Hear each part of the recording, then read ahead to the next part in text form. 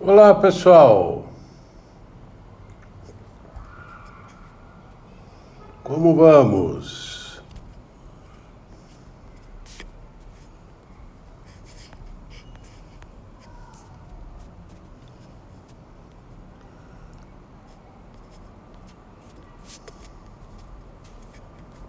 Boa noite a todos. Estamos aqui para mais um Era uma Vez, o lugar onde a gente conta história para gente grande. Estou só fazendo os últimos acertinhos aqui para a gente poder começar já já. É um minutinho só, pessoal. Vamos entrando, vamos chegando.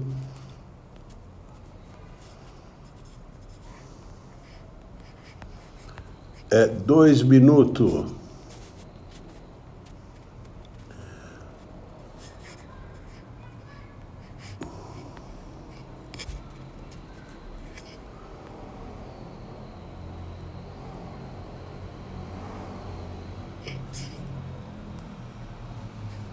Salve, Lugelman, Machado, Gilna, Keila, boa noite, como vamos? Bem-vindos.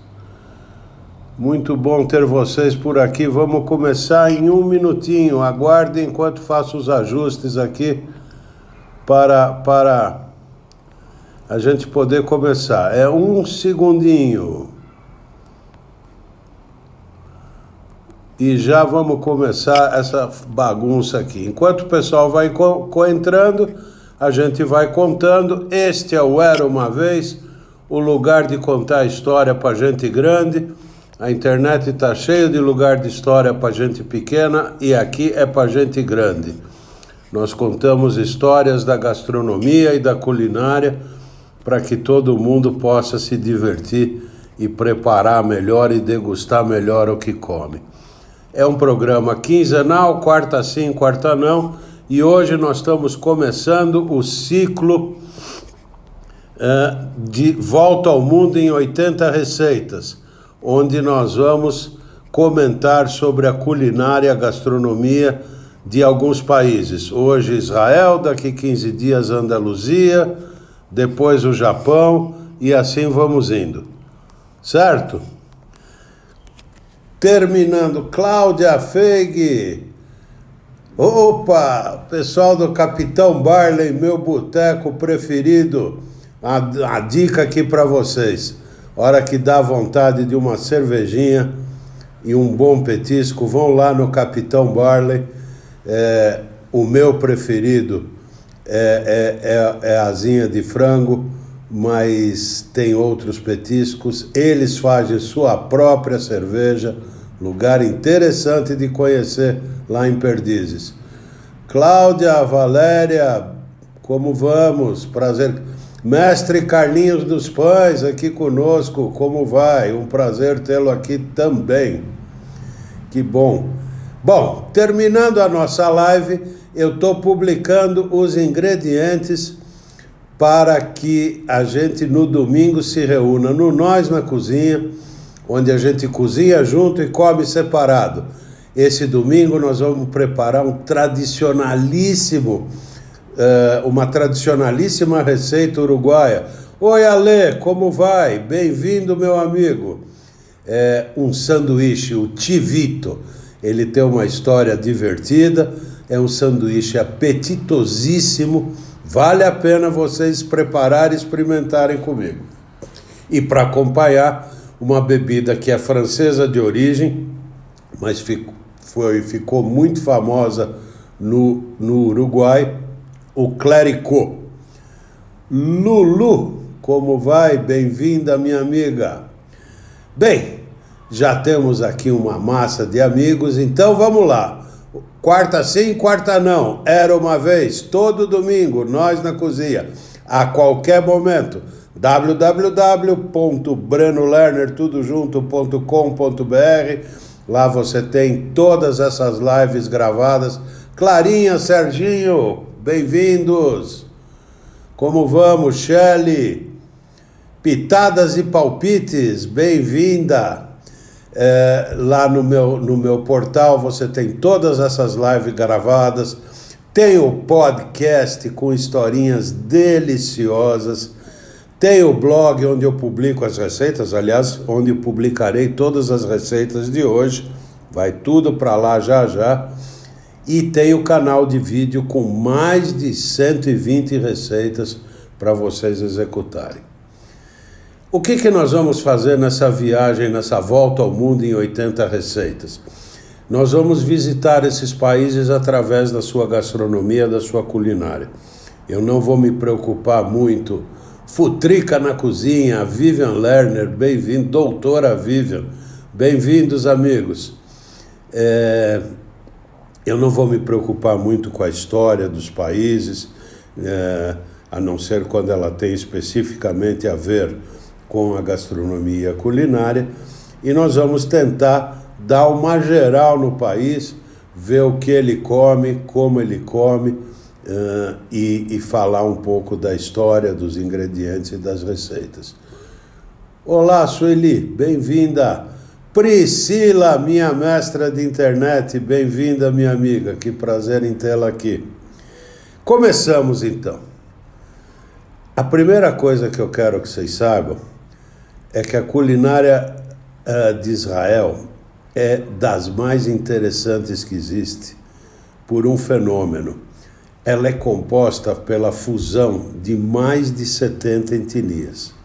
Israel é um país recente, Israel é um país que existe há 73 anos.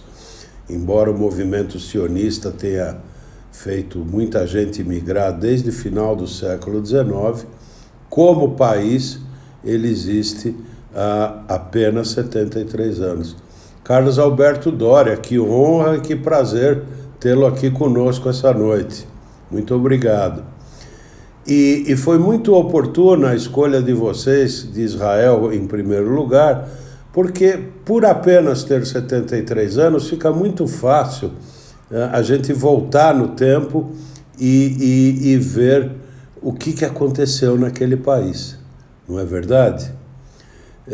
Eu diria que esse caso da fusão de 70 etnias, em tão curto espaço de tempo, é um caso único no mundo. Mas vamos lá. A primeira vez que a gente ouve falar de ingredientes em Israel é na Bíblia, né?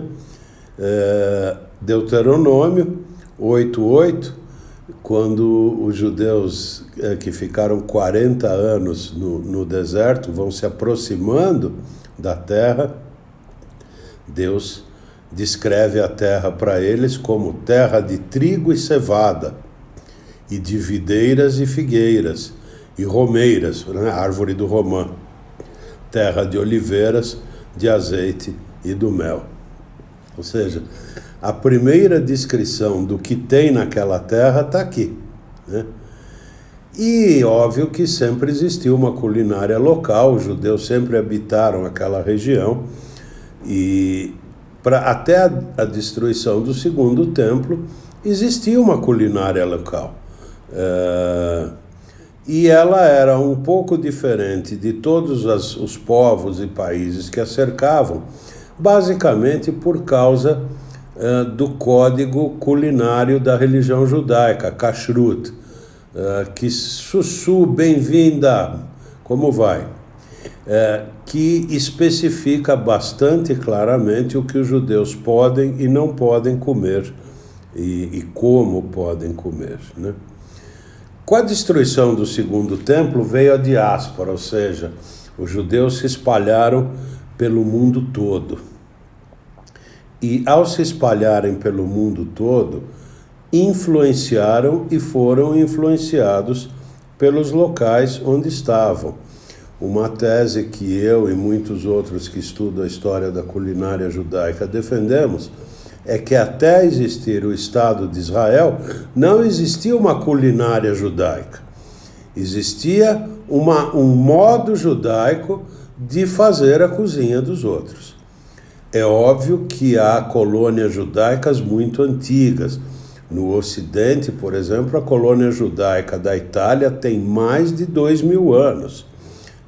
Eles foram para a Itália, na verdade, na destruição do primeiro templo. E sendo assim, o que aconteceu? Os judeus, com seus costumes, influenciaram a culinária italiana e foram por ela influenciados, né? Olá, cozinha, olá, Elô, olá, Conceição, bem-vindas. Não são poucos os cardápios na Itália hoje que tem pratos que terminam seu nome por ala judia, né? Ou seja, houve tempo. Em outros lugares, os judeus incorporaram ingredientes locais à sua forma de cozinhar, né?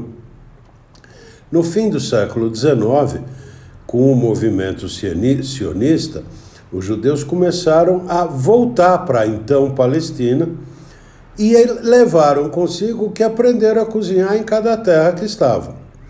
E isso foi formando um cabedal, isso foi formando um caldeirão, uma mistura de coisas enorme que possibilitou que a culinária de Israel hoje seja o que é, né? Oi, Iraí, bem-vinda, né? A primeira grande influência culinária que Israel recebeu é de um grupo que é chamado de Velho Ishuv, ou seja, Velha Colônia. Foi um grupo de judeus que vieram da Síria no final do século XVIII ainda, comecinho do século XIX, e eram judeus extremamente religiosos que se estabeleceram nas 4 cidades sagradas do judaísmo: Jerusalém, Hebron, Tzfat, ou Safed e Tibérias. Por que 4 cidades sagradas? Jerusalém não preciso falar. Hebron é onde os patriarcas e as matriarcas estão enterrados. Jacó, Sara, Abrão, estão todos enterrados lá. Tzfat, ou Safed, é a cidade onde se originou a Cabala. E Tibérias é a cidade dos estudiosos da Torá, sendo que o grande Maimônides está enterrado em Tibérias, certo? Vamiro, bem-vindo, meu amigo. E o que essa gente levou? Levou o sambusak, que é um pastelzinho, não vamos falar dele mais para frente, mas é um pastelzinho tipo uma samosa indiana, que é recheado de grão de bico. Levaram o hábito de rechear vegetais. Por que se recheava vegetais, abobrinhas e batatas?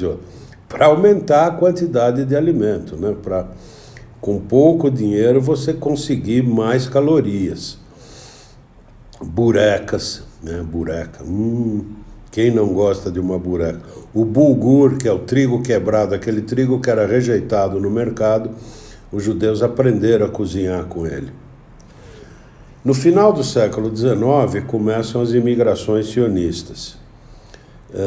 Em 1882, com a criação da cidade de Rishon LeZion, a gente pode dizer que esse seria o informal começo do que é hoje o Estado de Israel. Só que toda essa imigração ainda não era uma imigração porque os judeus eram perseguidos aqui ou acolá, eles até não eram bem vistos numa série de lugares. Mas era uma imigração mais com ideais políticos. A ideia do Estado de Israel era a ideia de criar um Estado socialista. Tanto é que os primeiros focos de colonização foram os kibbutz, onde só existia propriedade coletiva, não existia propriedade individual ou privada. Então, quem imigrou para Israel foram intelectuais, foram estudantes, foram professores, o pessoal que tinha uma motivação política socialista. Bárbaro foi essa gente que criou o Estado de Israel. Só que o probleminha é que esses caras nunca tinham visto um pé de couve na vida. Esses caras nunca tinham plantado uma roseira que fosse, né? Então, começou a acontecer umas coisas muito gozadas em Israel. A Vitsu é um coletivo de mulheres, Women's International Zionist Organization, começou a publicar livros de culinária para ajudar esse pessoal a cozinhar. O primeiro foi o Hebrew Cookbook, da Emma Meyer, foi publicado em 1903. E tentava ensinar o pessoal a usar os ingredientes locais. E nos kibbutzim, né, no kibbutz, a situação era desesperadora, o pessoal passou fome. Olha, eu quero mostrar para vocês, essa foto é de 1956. Ainda em Israel, em 56, você só comprava bens, tudo era racionado. Então você tinha os teus vales e você ia usando os vales nas lojas para comprar a pouca comida que existia, né? E também uma foto de 1906 das escolas de culinária que foram criadas em Israel para essa gente aprender a cozinhar. Aliás, é muito gozado. Antes de Israel ter a primeira faculdade, já existiam mais de 20 escolas de culinária no país. Antes de ter o primeiro grande instituto de ensino. Porque se eles não cozinhassem, eles iam morrer de fome. Assim simples. Eu vou ler para vocês o testemunho de um participante do kibbutz de Gânia, que foi o primeiro kibbutz de Israel. 1916 foi um ano péssimo. As galinhas e as vacas quase não deram ovos e leite. O pouco que obtivemos foi para crianças e doentes. Se alguém no kibbutz era visto comendo um ovo, imediatamente todos nós íamos perguntar-lhe sobre sua saúde. Nosso principal alimento foi um mingau marrom feito de lentilhas, que frequentou nossa mesa todos os dias do ano. Um pouco melhor foi a megadara, uma mistura de burgu e lentilhas servida com cebolas fritas. Mas o banquete dos banquetes era quando tínhamos uma tigela cheia de rumos. Sua cor clara alegrava nossos olhos e estômagos, após tanto marrom. O café da manhã era pão, azeitonas, arenque salgado e algum tipo de geleia. O almoço, megadara. Para melhorar a digestão, tomávamos muito chá, mas não tinha açúcar. O chá era feito com folhas de figos secas no forno e tinha gosto de queimado. O único adoçante que tínhamos era o camardine. Camardine é aquela pasta de abricô, que era feito nas aldeias árabes pelo pisoteamento dos abricôs por horas a fio. Aliás, a pasta tinha gosto de sola de sapato. E aí começaram a aparecer substituições e improvisações. Samim, bem-vindo, meu amigo. Substituições e improvisações dentro daquilo que os judeus tinham trazido dos seus países, né? Ou seja, eles não tinham mais os ingredientes, então eles usavam fígado batido. Em vez de ele não tinha galinha, eles faziam com o fígado frito e batido é um prato clássico dos judeus askenazim. Não tinha fígado, eles faziam com berinjela. Não tinha vitela e vaca, eles usavam peru. Diga-se de passagem, o schnitzel de peru é um prato famoso em Israel até hoje. E se você for no restaurante e pedir schnitzel, sem falar do que é, eles vão te dar o de peru. O quibe era feito de peixe congelado. O peru moído também fazia kebab, né, os espetinhos de carne.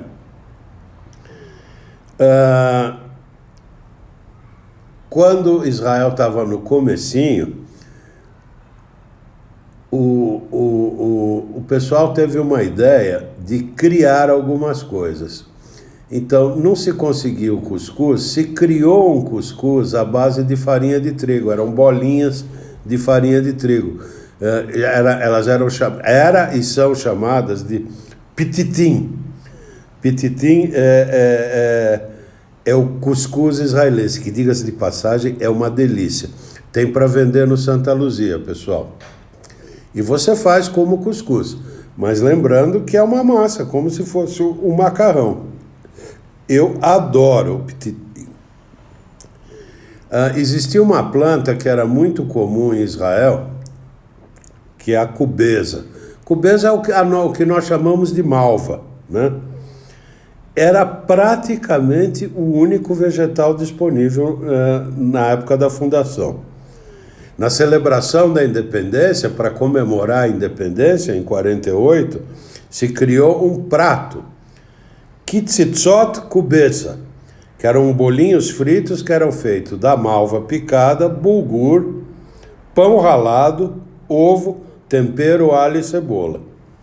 Então, para vocês terem uma ideia, esse é o prato que comemora a independência de Israel. Era a comida que tinha. Agora a gente vai falar um pouquinho do ambiente em que a comida é feita em Israel. 1/3 dos restaurantes de Israel tem certificação kashrut, ou seja, eles seguem o kashrut. E é óbvio que ele influencia muito a forma de cozinhar dos israelenses. As festas judaicas têm os seus cardápios próprios. O Shabat, especialmente, tem seu cardápio próprio. E isso tudo influencia, né? No Pesach, os judeus não podem comer coisas fermentadas, então modifica totalmente o cardápio do país. Churrasco é uma mania nacional. Nós acabamos de celebrar a independência de Israel, 73 anos. Dizem as estatísticas... Oi, Feiger, bem-vinda. Dizem as estatísticas que 75% dos israelenses celebram o Yom Ha'atzmaut, a independência de Israel, com um churrasquinho no quintal. O churrasquinho, os jovens chamam ele de mangal. Mangal é o nome daquela churrasqueirinha portátil, que todo mundo tem uma em Israel, né? E acabou dando nome ao evento. Os mais velhos, que ainda falam Yiddish, chamam o churrasco de Kommen Sitz, venha e sente-se, né? E os de idade média chamam o churrasco de Al-Hayesh, sobre as brasas. Então, em Israel tem uma coisa muito gozada. O objeto mais vendido de cozinha em Israel é o naf-naf. Naf-naf é um leque de plástico que os caras usam para abanar o carvão para ele encandecer. É o objeto de culinária mais vendido de Israel. Eu até trouxe um de curiosidade. E aqui no Brasil a gente usa a boa e velha tampa de panela e dá certinho. A primeira coisa tipicamente israelense que surgiu foi o café da manhã. Porque acontecia assim nos kibbutzim. O pessoal, por causa do calor, a primeira turma saía para a lavoura às 4:30 da manhã. E ficava lá por um tempo, depois era substituída por outra, e por outra, e por outra, e ia assim até às 5 da tarde. Então, o que acontece? Se deixava na residência central do kibbutz uma mesona que tinha todo tipo de comida, porque o pessoal acordava e não comia. Eles iam para a lavoura e comiam na volta, tomavam banho e comiam. Então ficava aquela mesona lá com pães, queijos, azeitonas, peixes em conserva, para durar, né? E por aí vai. E isso criou o hábito do café da manhã do kibbutz. Quem já foi para Israel e tomou esse café da manhã, ou num kibbutz turístico, ou num hotel, sabe do que eu estou falando. Eu vou mostrar aqui algumas fotos de um café da manhã que eu tirei num hotel em Eilat. Essa é só a seção de saladas. Eu não sei se vocês estão vendo o tamanho dela, mas eu juro para vocês, são mais de 20 metros de balcão aqui. A mesma coisa se dá com a seção de queijos cremosos. Então, o café da manhã Mestre Jair, bem-vindo. Sim, Lugman, é nababesco. Esse café da manhã do Kibbutz, para você tomar num daqueles hotelzões de Israel, é uma experiência que quem viaja a Israel tem que incluir. É uma experiência típica de Israel. E ele antecede o brunch. O brunch ele foi criado em Londres um tempo depois e tomou conta do mundo. Mas essa verdadeira orgia já era um brunch, na verdade, né? Então, a gente pode dizer que esse foi, assim, o primeiro grande criação culinária de Israel. Agora nós vamos por tipo de comida, ok, pessoal? Anete, muito bem-vinda, um prazer tê-la aqui. Saladas e aperitivos. Começamos com a salada sabra, a mais clássica, a mais antiga e, na minha opinião, a mais gostosa. Tomate picado, pepino picado, cebola roxa picada, pode pegar cebolinha, picar, mistura tudo, sal, limão e zaatar. Zaatar é um tempero típico do Oriente Médio, é um primo do orégano. Se vocês não encontrarem zaatar, podem usar o orégano. Essa é a salada sabra. Em 90% dos sanduíches que você pedir em Israel vai vir um potinho de salada sabra, se ela já não vier dentro do sanduíche. A ideia de ter uma salada só com limão e sem azeite me parecia a princípio esquisita. Depois que eu experimentei, eu fiquei simplesmente viciado na salada sabra. Recomendo. E os judeus roubaram algumas coisas dos seus vizinhos árabes, não tem dúvida. O tabule é uma salada muito, muito encontrada em Israel. Tabule foi criado ali nas montanhas que fazem fronteira entre a Síria e o Líbano, e no Líbano ele ganhou a receita state of the art dele. A gente tem que lembrar que o tabule é uma salada de salsinha com trigo e não de trigo com salsinha. Originalmente o tabule não levava o trigo. Era salsinha, tomate, cebola, cebolinha, muita salsinha, né? Tem gente que põe pepino no tabule. E a mesma quantidade, isso é a lei do tabule, de azeite e limão. Sal, pimenta do reino, e aí entra um pouquinho de trigo. O trigo entrou depois para absorver esses sucos e aumentar o gosto da salada, né? Uma outra salada interessante é a salada sabir. Sabir é um acrônimo. Sa de salat, que é a salada sabra, bi de beitzá, que é ovo, e o CH é de hatzilim, berinjela. Essa é uma salada que é feita com berinjelas que são cortadas em pedaços e fritas ou grelhadas, né? Um ovo duro em pedaços e a salada sabra. Se mistura tudo isso, se joga um pouco de tahine por cima e se serve. Na verdade, o sabir é o sanduíche nacional de Israel. Eu vou falar dele mais para frente um pouquinho. Ele foi trazido para Israel pelos judeus do Iraque na década de 40 ou 50. Esse pessoal se concentrava inicialmente na aldeia de Ramat Gan.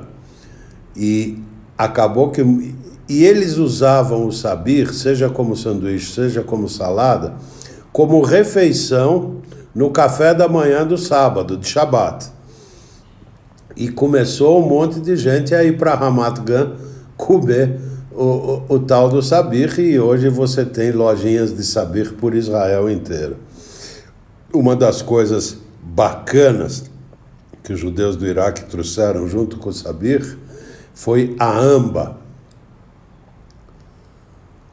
Goldilocks, bem-vindo. A amba é a versão iraquiana e hoje israelense do chutney de manga. Essa é uma receita que está lá, vai estar lá no meu blog, vocês podem consultá-la. Essa é uma das receitas que eu selecionei para pôr no blog, porque eu acho que vocês vão gostar muito de fazer e experimentar a amba. Carla, muito bem-vinda. Aí a gente tem que falar, não pode deixar de falar do hummus. Aqui alguns tipos de hummus. Esse de cima à esquerda no prato azul é o hummus da Galileia, que recebe grão de bico por cima dele. À direita é o hummus de Abu Ghosh, com carne frita. Aqui embaixo é o hummus tradicional do Abu Shukri. Tudo isso eu vou explicar mais para frente. E aqui à direita o hummus com manteiga queimada e pimenta. Bom, o hummus, as notícias mais antigas que a gente tem dele é do século XIII, lá do Cairo, né? Quem puder, assista a um filme chamado Make Hummus Not War. Ele conta coisas divertidíssimas sobre a briga entre Israel e o Líbano e o hummus. No blog eu publico 6 receitas diferentes de hummus, desde o clássico tradicional até os hummus saborizados com outras coisas. E do hummus a gente tem que ir para os hamutzim. Hamutzim são as conservas que são feitas em água, sal e limão, mais nada. Jair, eu também gosto de hummus. Lívia, como vai? Bem-vinda. Então vocês estão vendo aqui uma foto que eu tirei no mercado Mahané Yehuda das diversas conservas de vegetais que são feitas só com água, sal e limão. A receita eu também estou colocando lá no meu blog. É uma delícia. Eu como toneladas e mais um pouquinho disso aqui. Como é bom. Como é bom. Então você vai nas casas especializadas em hummus que tem por Israel inteiro, as Hummutzia, e lá você tem hummus e esses vegetais em conserva. Eles fazem uma mesa linda e você se delicia. Vale a pena vocês experimentarem fazer essa conserva aqui. Como falei, a receita lá no blog. A cuba, que a gente já falou, o bolinho de malva, né? Vegetais recheados, que a gente também falou, em hebraico são chamados de memulaim. E especificamente em Jerusalém, eu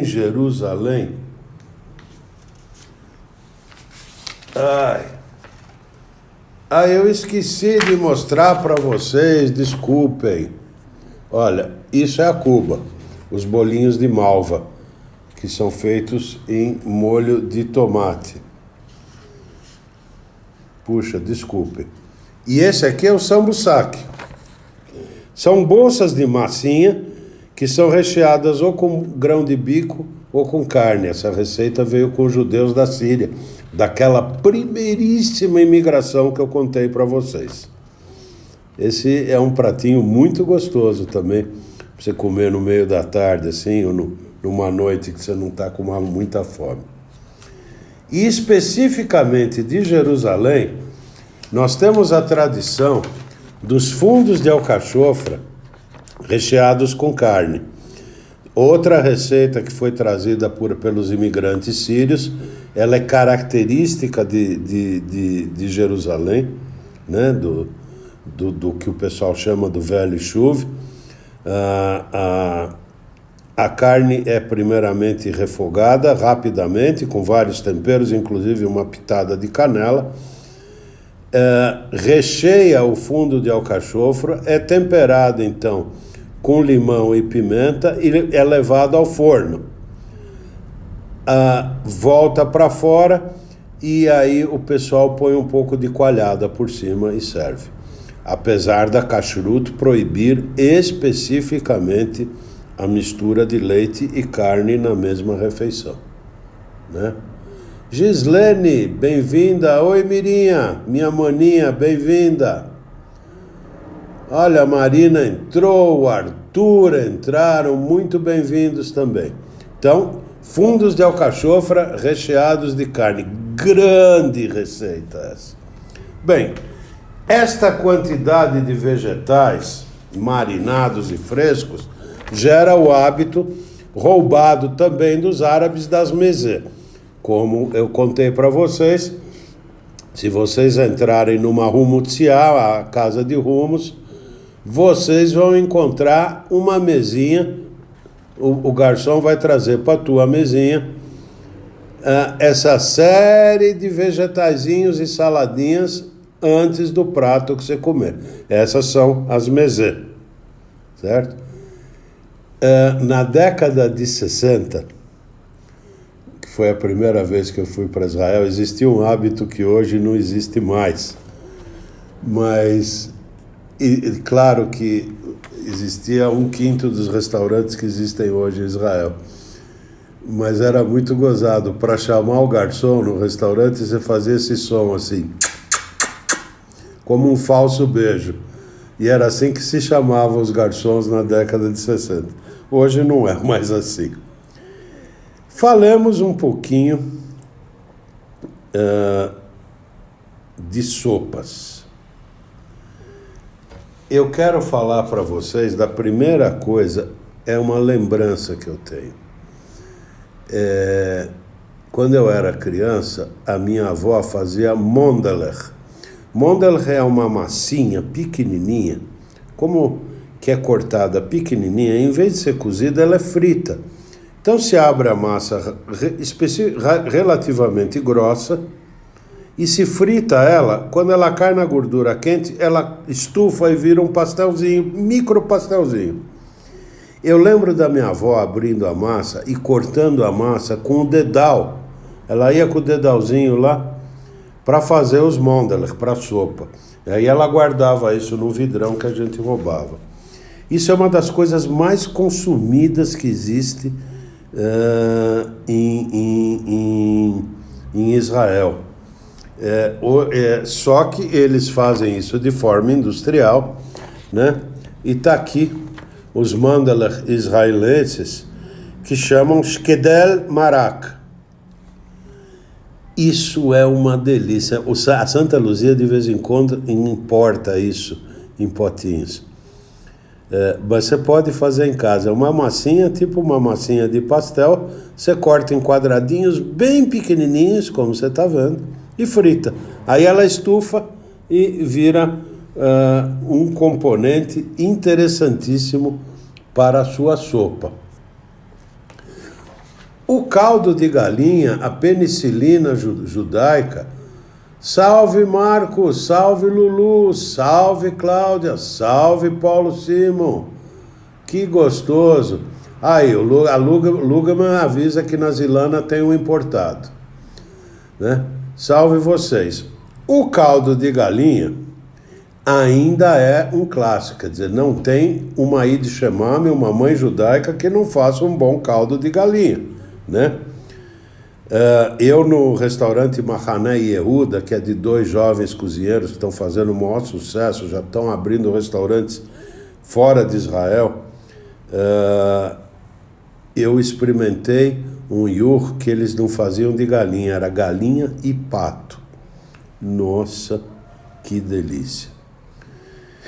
Ainda para sopas, né, tem o kneideler ou o gondi, que é um kneideler feito de grão de bico. Kneideler é uma bolinha de farinha.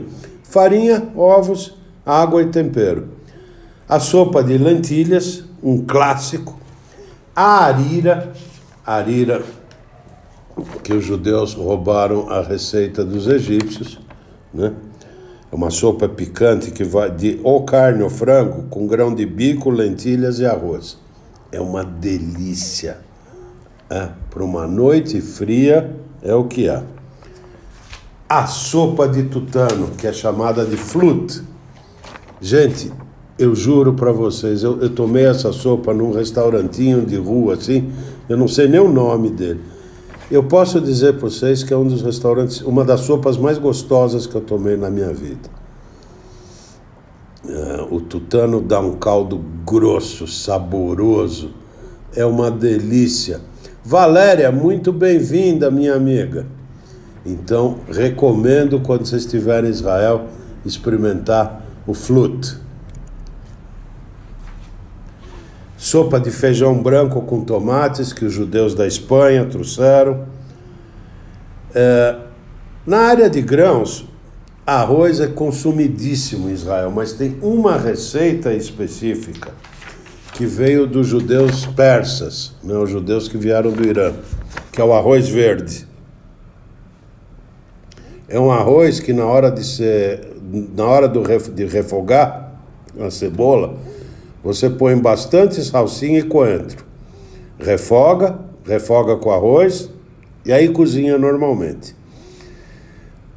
Em Eilat me serviram um peixe frito com esse arroz, feito desse jeito que eu contei a vocês, e por cima dele ele raspou casca de limão. Um acompanhamento para o arroz,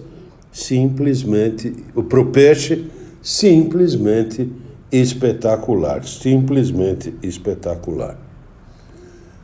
Outro prato característico de Israel é a mijadra, que, mais uma vez, importada dos vizinhos. O cuscuz, como eu expliquei para vocês, esses são os pititim. É o cuscuz que foi inventado em Israel. Né? Ele é chamado de Ben Gurion Rice, como eu expliquei. O Ben Gurion era o dirigente maior de Israel e ele pediu para uma indústria inventar algo assim, porque na época nem arroz existia em Israel.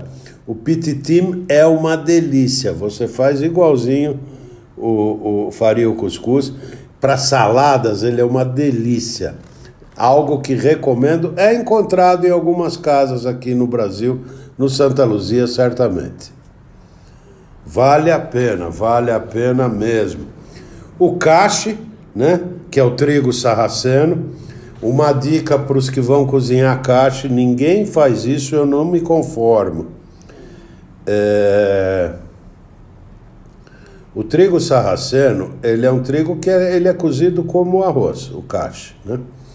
Mas tem uma dica que qualquer mãe judia sabe e pouca gente usa. Você esquenta uma panela, joga o cache lá dentro sem nada, bate um ovo à parte e joga lá dentro e mistura com o cache. Vai misturando, até o ovo secar totalmente e não ficar nada grudado na panela. Aí você prepara o cache que nem arroz. Mete um caldinho lá e cozinha ele. Essa ideia de fritar o cache inicialmente no ovo é para selar ligeiramente o cache, para que ele não fique esponjoso, ele fique com a consistência de arroz. Essa é uma dica para quem faz cache. Falemos dos peixes de Israel. São identificados 284 diferentes espécies de peixe em Israel. Maria de Fátima, bem-vinda, minha amiga.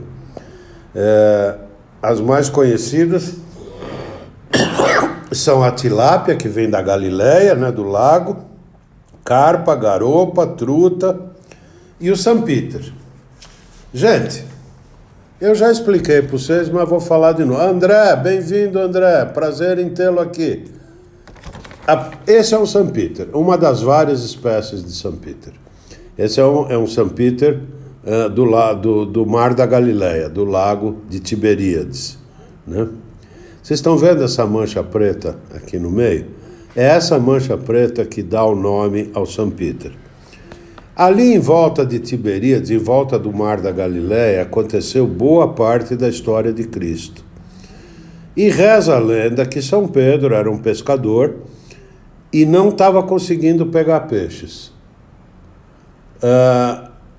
Sim, Lulu, ela vai ficar gravada lá no meu site, brenolerner.com.br, fica tudo gravado lá, fique à vontade. Jesus chega para São Pedro e diz assim: volte para o Mar da Galileia, lance a sua rede, que você vai pegar peixe hoje. São Pedro executa a ordem de Jesus, o conselho de Jesus, e tinha tanto peixe que ele começou a pegar peixe com a mão. E esta marquinha aqui dos dois lados do peixe são as marcas dos dedos de São Pedro pegando a carpa, a tilápia. Mas o São Peter não é mais nada do que uma tilápia metida besta. Inclusive, as primeiras matrizes de São Peter que vieram para o Brasil vieram de Israel, do Mar da Galileia. E as fazendas de São Peter que tem aqui no Brasil, as matrizes todas vieram de Israel. Mas o São Peter não é mais nada que uma tilápia metida besta. Uma tilápia cujo quilo custa R$5 a mais do que o quilo da tilápia. Seja como for, os peixes são muito bem feitos em Israel, muito gostosos, né? É um hábito em Israel sempre servir os peixes inteiros, grelhados ou fritos, né? Eu comi peixes maravilhosos em Israel. Todos eles grelhados, fritos ou até assados, mas normalmente grelhado ou frito. Eles fazem muito bem. O mestre Rogério, prazer em tê-lo aqui. Rogério, um grande chefe. Visitem ele, visitem a página dele lá no Insta. Vocês vão ver receitas maravilhosas que o Rogério está toda hora postando pra gente aí.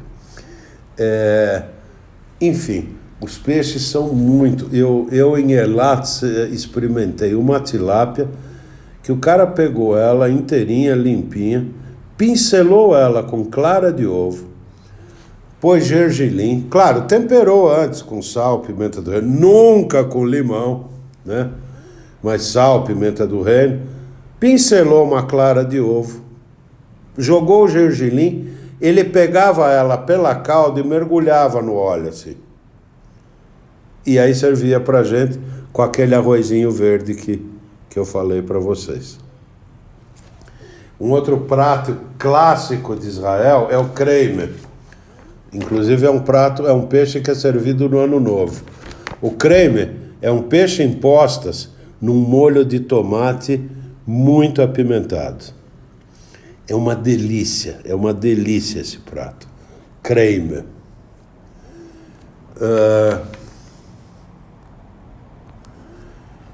Perdão, uma quedinha aqui, desculpem.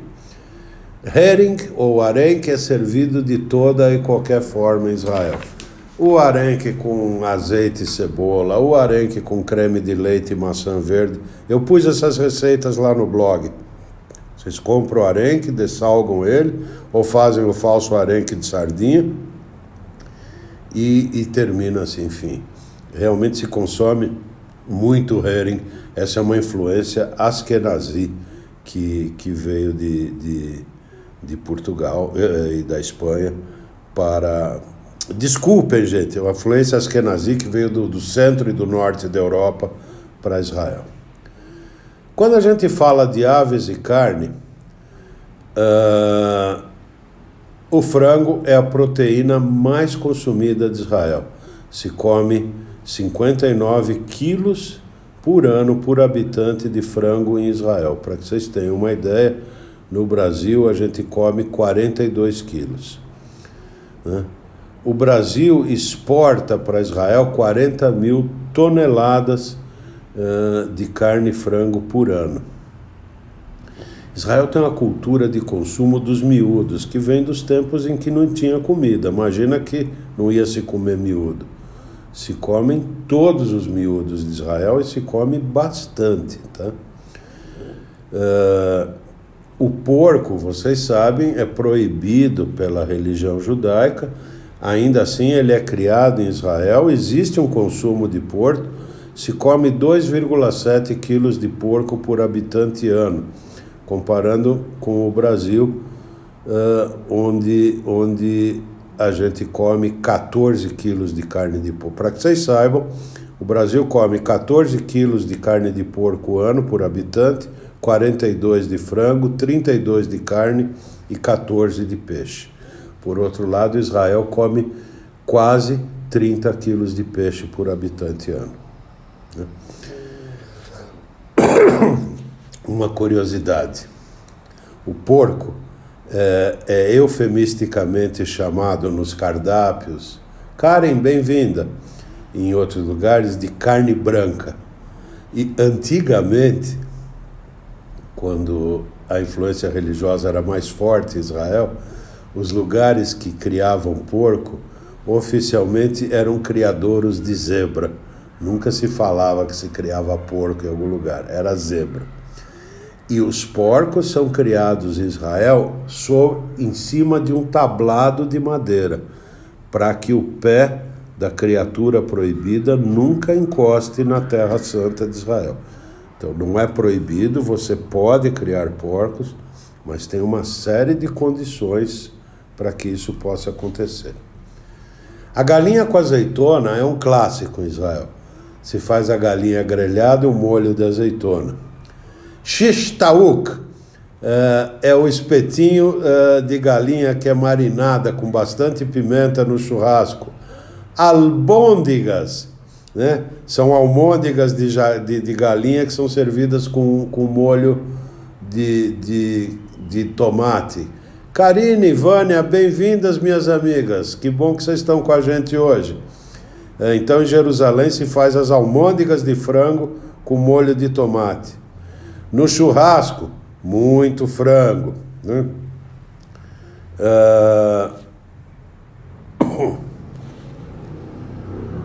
Nos espetinhos, os espetinhos são uma coisa à parte em Israel. Shipud é espetinho, shipudim é o plural. Existe uma mania nacional de espetinhos em Israel. Olha, isso é um lugar de shipud te servindo um prato misto. Esse é outro lugar. Tem acima, que, enfim, ao redor dos mercados tem esses lugares que servem os espetinhos. Nós vamos falar um pouquinho mais dele. Mas o frango e os seus miúdos são participantes constantes dos espetinhos, né, que são chamados de shipud ou shipudim, né? O schnitzel de peru, como eu falei, são feitos bifes de peru, normalmente da sobrecoxa. É muito comum você já comprá-los empanados e fazer em casa e servir com molho de tahina. E outra criação israelense é o Me'arot Yerushalmi, né? O Jerusalém Mixed Grill. É isso aqui. São miúdos de boi e frango que são grelhados com diversos temperos e servidos com uma saladinha e um creme, normalmente labni. Também, em volta dos mercados, seja o Carmel em Tel Aviv, seja o Mahané Yehuda em Jerusalém, tem vários lugares que servem o Jerusalém Mixed Grill, no prato ou num sanduíche dentro da pita. A história do Jerusalém Mixed Grill é a seguinte: na ocupação inglesa, os ingleses queriam comer carne e não tinham. Então, nos quartéis ingleses, começou a se criar essa churrascada de miúdos. Isso foi absorvido pela cultura local e hoje você tem uma série de restaurantes em Jerusalém, é claro, mas em outros lugares também, que servem o Jerusalém Mixed Grill. Diz a lenda, manda a regra dos entendidos, que você só vá comer o Jerusalém Mixed Grill no fim do dia. Por quê? Eles normalmente, nesses restaurantes ao redor do mercado, são feitos em chapas, não em churrasqueiras. E o Jerusalém Mixed Grill, feito no final do dia, ele carrega o sabor de tudo que foi frito naquela chapa antes dele. Então, dizem que o melhor Jerusalém Mixed Grill é do meio da tarde para o fim do dia por causa disso. Na área de ovos, existe uma única receita israelense que é deliciosa, a shakshuka. Um espesso molho de tomates e pimentões e temperos que é preparado, cozido por um longo tempo, e aí recebe a adição, faz uns buraquinhos no molho, porque ele está bem grosso, põe ovos crus e passa ele para o forno. onde os ovos terminam de cozinhar, e ele é levado na própria frigideira, normalmente uma frigideira de ferro, é levado para a mesa. Prato primordial do café da manhã israelense, a shakshuka. Existe um restaurante em Yafa que chama Dr. Shakshuka, que tem mais de 100 anos que ele faz shakshuka lá. Ele é mais antigo que o Estado de Israel. Dr. Shakshuka. Outro prato clássico é o huevos aminados, trazidos pelo judeu sefaradi. São ovos que são cozidos numa água que leva pó de café, casca de cebola, um pouco de óleo, em fogo baixíssimo, por horas. Depois que ele endurece, o pessoal dá uma batida na casca para ela rachar e o ovo ficar decorado assim, como eu estou mostrando para vocês. Então você vai ter um ovo que vocês estão vendo, em volta da gema tem até uma camada escura, né? Ele tem um sabor único. E eles são servidos de diversas formas. No chulent, né, o cozido que é feito às sextas-feiras para ser comido no sábado, os ovos aminados estão sempre presentes. Mas também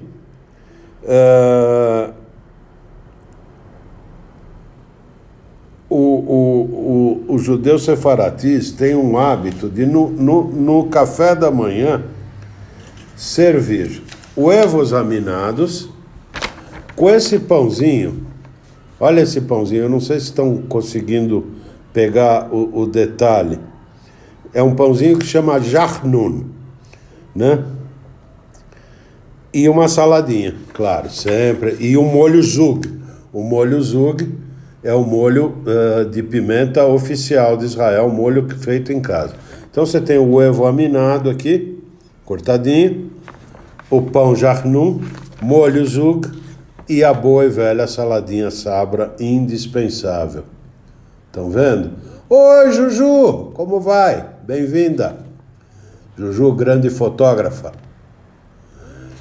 Esse pãozinho jachnun é uma delícia. Vocês estão vendo? Ele parece, ele é enrolado. Tem uma padaria em Yafa chamada Abulafia, que também é uma padaria que tem mais de 100 anos e faz esse pãozinho à perfeição. Esse é o breakfast típico iemenita, né? Típico. Conta a lenda que você não pode dividir um ovo aminado com ninguém. Se você dividir um ovo aminado com alguém, um vai ficar sabendo os mais íntimos segredos do outro. Então, nunca dividam um ovo aminado com alguém. Depois não vão dizer que eu não avisei. Falemos de sanduíches, e aí temos que falar do sanduíche nacional de Israel, o sabir. Já expliquei para vocês. Sa de salad, bi de beitzá, ovo, e o de hatzilim, a berinjela. Estão todos eles aqui. Um pouco de salada sabra, molho amba, olha ele aqui e aqui, e um pouco de tahine. Recomendo vocês pegarem de entre 25 e 43 guardanapos e enfia a boca no bicho, porque ele é uma delícia, delícia. Meu mestre José Menhan, consultoria, entrou. Bem-vindo, José. Grande consultor. Recomendo quando vocês tiverem uns pepino financeiro, conversa com o Zé que ele resolve teu problema, na boa. Claro, nem precisamos falar que o sanduíche de falafel é outro clássico de Israel. O sanduíche de bagel, o sanduíche de Jerusalém Mixed Grill, como eu falei. E agora vamos para as comidas de rua. Hummus. Só existe um lugar para comer hummus. Então, se você pegar 100 israelenses e perguntar para eles qual o melhor hummus de Israel, você vai obter 100 respostas diferentes. O meu lugar é o Abu Shukri, um lugar, uma hummutzia que fica em Jerusalém Velha entre a quinta e a sexta paradas.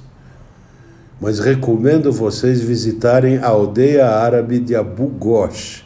Fica a 10 quilômetros de Jerusalém, é pertinho, pertinho. Considerada a capital mundial do hummus. Tem mais de 20 restaurantes que servem um rodízio de hummus com diversos mesês. E essa cidade tem uma das igrejas medievais, a única igreja de construção medieval de Israel, ruínas ainda do tempo das invasões. É uma cidade muito interessante e tem a maior estátua de Elvis Presley do Oriente Médio, não me perguntem por quê. Abu Ghosh e Abu Shukri. Não preciso dizer que o dono do Abu Shukri é alguém que veio de Abu Ghosh. Outro prato de rua que não falta em Israel é, obviamente, a shawarma. Você sempre vai poder comer um bom sanduíche de shawarma, e recomendo, as melhores são nas barracas do mercado Betzael, de Tel Aviv. E Higienópolis Táxi entrou, bem-vindo Higienópolis Táxi. Duplinha entrou, bem-vinda Duplinha também, né?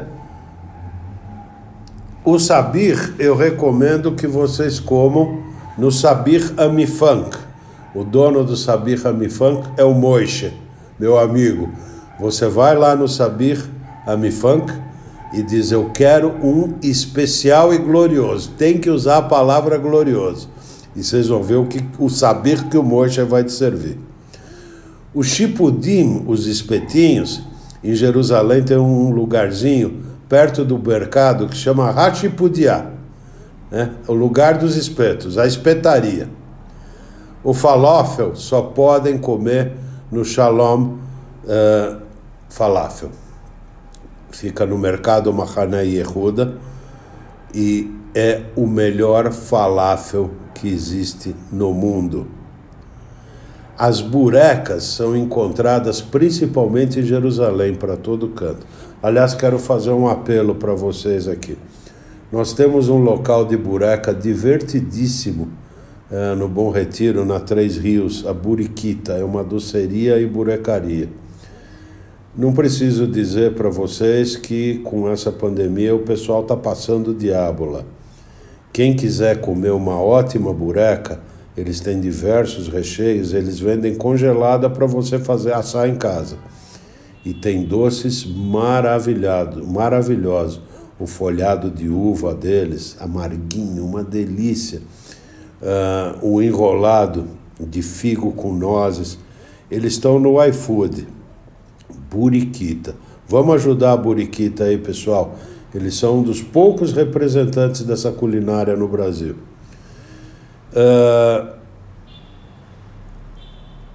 Ainda nas ruas, coisas que você pode comprar. Isso é algo que me chamou a atenção.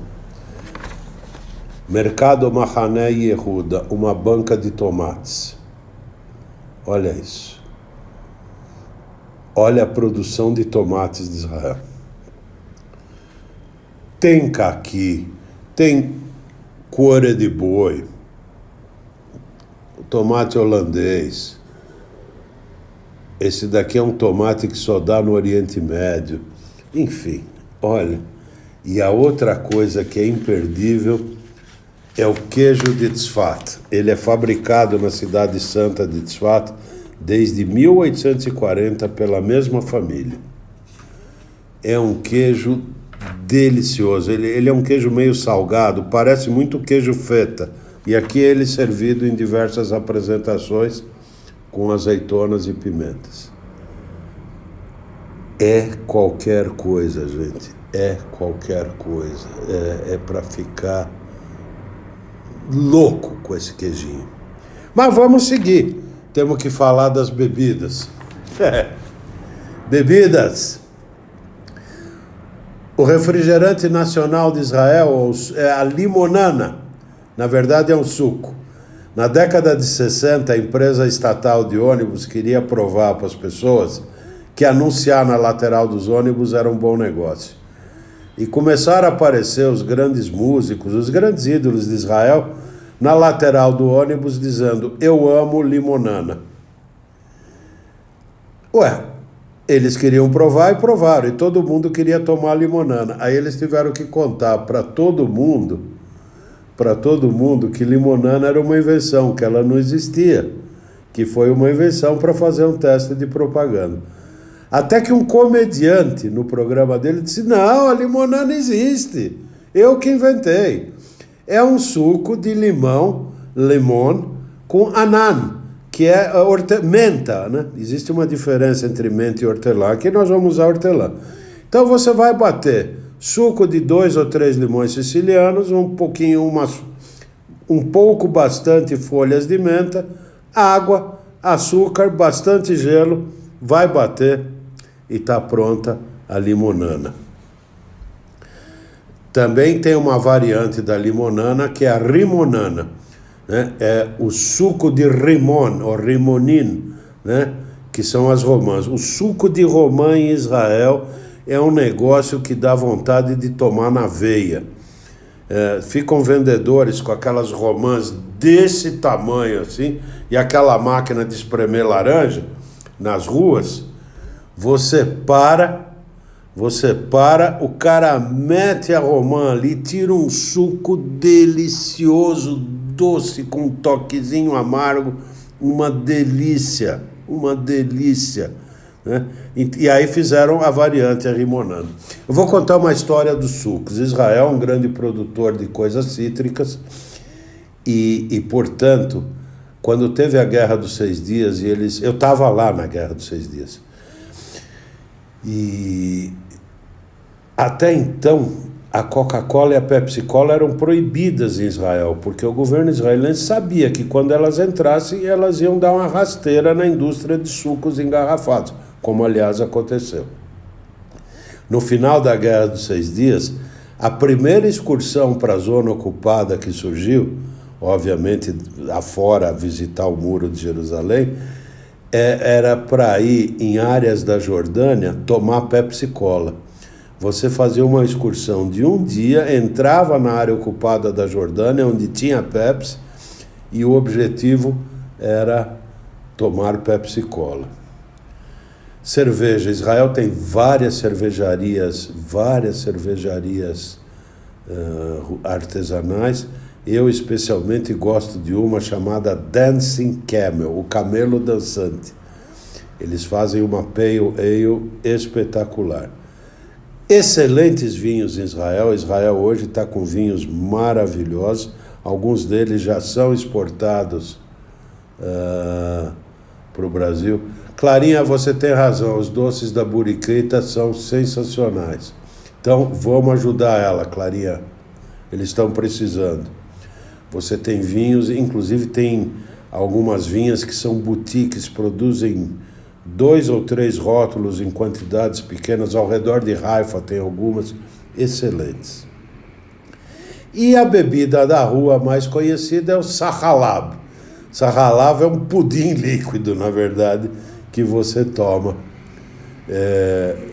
Normalmente são vendedores árabes que fazem. É muito gostoso o sahalab, feito com baunilha, creme. Gente, eu espero ter dado aqui um resumo rápido, rasteiro. O tempo estourou miseravelmente, já me tiram do ar aqui. Eu espero que vocês tenham gostado. Daqui 15 dias nós vamos falar da comida da Andaluzia, que não é um país, é uma região. Eles gostariam muito de ser um país, mas ainda não são. E tem uma culinária muito, muito especial. O Luga me falou, o suco de cenoura. Você tem razão. O suco de cenoura, inclusive eu tomei uma vez, Luga, um suco de cenoura com pimenta e estava uma delícia. Feiga, eu falei pouco dos doces, mas Israel tem doces gostosos. Eu prometo que faço um apêndice antes do Andaluzia para falar dos doces. Mas rapidamente te digo, os doces essencialmente são de origem árabe, tá? Semana, então, daqui 15 dias, Andaluzia, vamos fazer um apêndicezinho para falar da comida doce de Israel, que ficou faltando aqui, porque o tempo estourou. Estaremos com Andaluzia. Domingo, estou convidando vocês para estarem comigo no Nós na Cozinha. Vamos fazer um tivito uruguaio, um sanduíche que é uma refeição saborosíssima. E para acompanhar, um suave clericot. Tá bom, pessoal? Eu espero que vocês tenham gostado. Olha, o grupo Juif do Egito acompanhou minha apresentação. Muito obrigado, pessoal. Fico muito honrado com a sua presença e eu espero que vocês tenham gostado. Como dizia, daqui 15 dias, Andaluzia. Muitos judeus da Andaluzia foram para o Egito, a gente sabe disso. Então, daqui 15 dias, Andaluzia, este domingo, tivito e clericot. Todas as lives ficam gravadas lá no meu portal, assistam a hora que puderem e quiserem.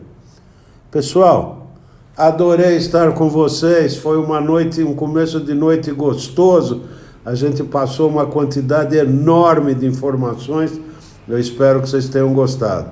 As receitas serão postadas no meu blog, não mais do que 15, 20 minutos, boa parte do que a gente falou aqui, as receitas estarão lá no blog, tá bom?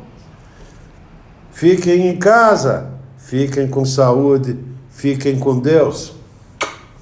Beijão pra vocês, gente. Tchau. Fui.